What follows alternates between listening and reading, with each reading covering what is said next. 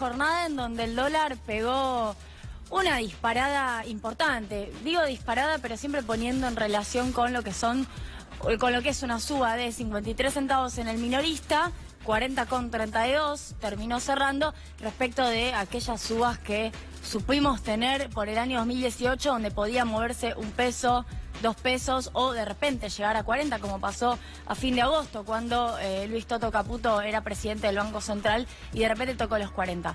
Varias cosas están pasando. En primer lugar, hay una lectura respecto de esta liberación de fondos del ELIC, en realidad no la absorción total de parte del Banco Central del ELIC, lo cual tiene, por un lado, la posibilidad de encontrarle una causa que hace a pesos dando vueltas que van a dólares, pesos de los bancos, pero por otro lado, una señal de alerta porque este es un riesgo que además venimos señalando particularmente en este programa y particularmente en esta columna, respecto de lo que significó el reemplazo de las LEBAC por las LELIC. Los bancos están en LELIC y la clase media está en plazo fijo. Esta es la situación que hoy tenemos. El que tenía LEBAC o compró dólares y se quedó con el dólar, o tiene un plazo fijo a una tasa rindiendo bastante bien, al menos así lo viene siendo desde el 1 de octubre. Hay más de 300.000 millones de pesos de pequeños ahorristas, pequeños y medianos ahorristas que están en plazo fijo desde el 1 de octubre. 300.000 millones de pesos.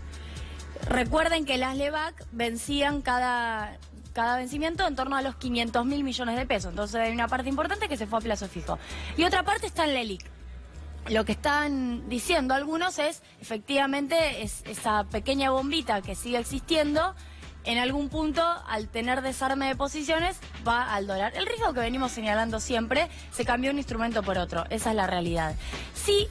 También pasa, recién hablaba con gente del gobierno para ver cuál es la opinión del día de hoy, que ellos en algún punto dicen que tampoco es para tanto porque hay una zona de no intervención de 10 pesos que hoy es una zona del mayorista. Lo aclaro porque hay confusión incluso hasta en el mundo periodístico donde te ponen la zona de no intervención para el minorista. El minorista no tiene zona de no intervención. El minorista es el dólar al cual accedemos nosotros. Lo que importa es la regulación del mayorista. En el mayorista la zona de no intervención es de 38,20. Y hoy cerró el mayorista a 39,37. De hecho, lo hacemos de esta manera, obviamente, porque es el dólar que le importa a la gente y que te importa a vos, pero cuando hay que analizar la modificación del dólar respecto a la zona de intervención hay que mirar al mayorista, no este tipo de cambio. Hoy el mayorista cerró a 39,37, es decir, 1 peso más que la zona de no intervención de 38,20. La mirada del gobierno es, hay 11 pesos de distancia entre el piso más bajo, que está, yo decía, en 38,20, y la zona más elevada, que está cerca de los 48, 49, con lo cual que esté un punto arriba, 1 peso arriba, mejor dicho, no es para tanto. Y yo la verdad que coincido. Lo que sí pasa, coincido en que tampoco es para tanto. Pasan dos cosas. Están 40 y el número es de una fuerza innegable, ves 40 y realmente todos recordamos lo que fue aquel agosto en donde llegó a 40. Y además pasa lo siguiente, en este momento está el gobierno intentando negociar con el Fondo Monetario Internacional tener una banda más pequeña, que no sean 11 pesos de diferencia y que se pueda mover y que haya que intervenir recién cuando supera los 48 pesos. Con este tema de la mano de Julia Estrada, aprovechando algo que dijo Aldo Pignanelli, el expresidente del Banco Central de la República Argentina, un economista muy respetado, que incluso es uno de los responsables allá en los albores del año 2000 que no se haya dolarizado la economía argentina. Aldo Pignanelli lo entrevistamos el domingo a la mañana a propósito de cuánto cree que va a estar el tipo de cambio a fin de año.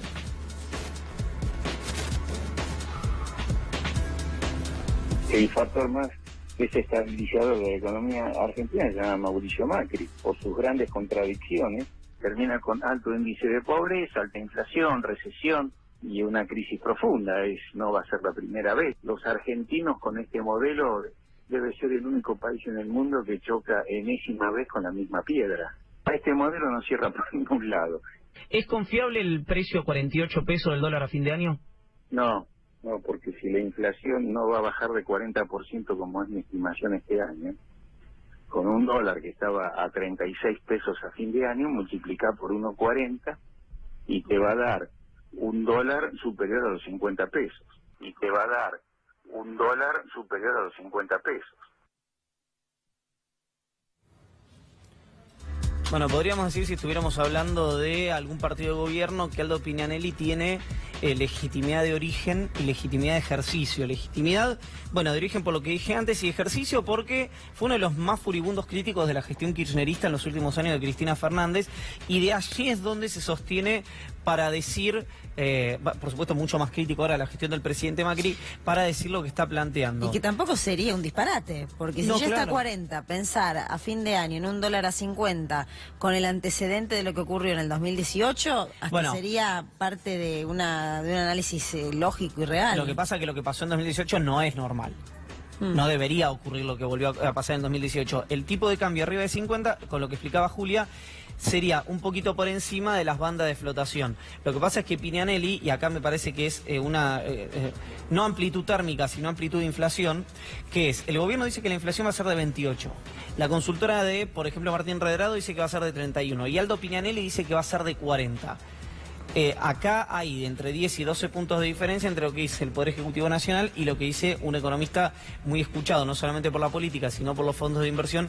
Como Enero es el no caso de ayuda. Pignanelli. Enero no ayuda y no va a ayudar seguramente tampoco marzo. Desconozco cómo va a ser febrero, Julia. Sí, quiero agregar que gran parte de lo que está pasando con el dólar tiene que ver con el dato de inflación de enero. No es que son fenómenos no relacionados, sino que están muy vinculados. Ese dato de inflación no era esperado. Se esperaba un 2,5, desde ya se esperaba que fuera una inflación importante. 2,5 en enero es mucho, pero no un 2,9, y menos todavía en Ciudad de Buenos Aires un 3,8%. Eso modificó varias de las previsiones. Dejaron de bajar la tasa, ese es otro dato que no está como dato del día, pero también es para observar, y posiblemente sigan en este camino de la tasa no baja, y por ende es más difícil crecer. Ya sabemos que este año no se va a crecer, pero es todavía más difícil rebotar incluso, considerando que es una medida muy recesiva la de las tasas altas. Vamos entonces ahora sí a datos de la economía real. Hoy se publicó el índice de la construcción. Tuvo un aumento muy específico en un rubro que es el que quiero retomar, de 59,8% en materiales de la construcción en términos interanuales, lo cual es un dato muy elevado considerando el 47,6% de inflación promedio. Siempre esa es la comparación. Estamos casi en el 60% de inflación de los materiales para la construcción, un rubro más que afectado por la suba del dólar. Y vamos a este dato que a mi criterio es muy, muy interesante.